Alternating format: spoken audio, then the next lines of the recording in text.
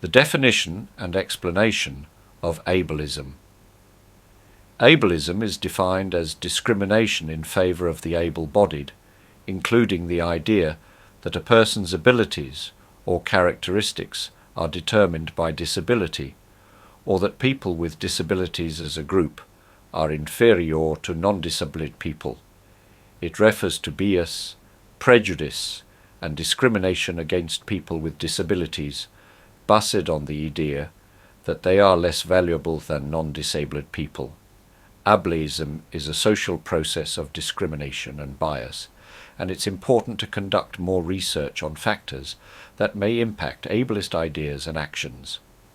Ableism manifests in various ways and at different levels of society. At the institutional level, ableism affects institutions such as medical ableism, which is rooted in the idea that disability of any kind is a problem that needs fixing.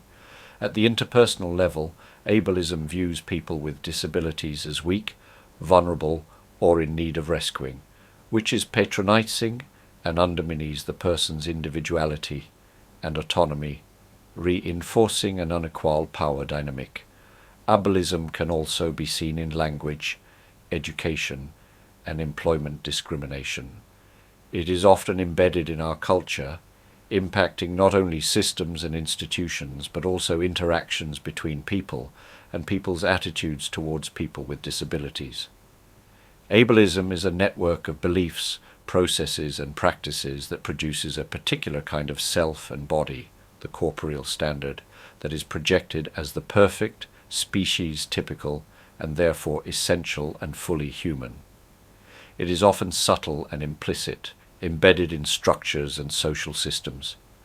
Research is necessary to understand how ableism operates and to determine the best approaches to reducing it.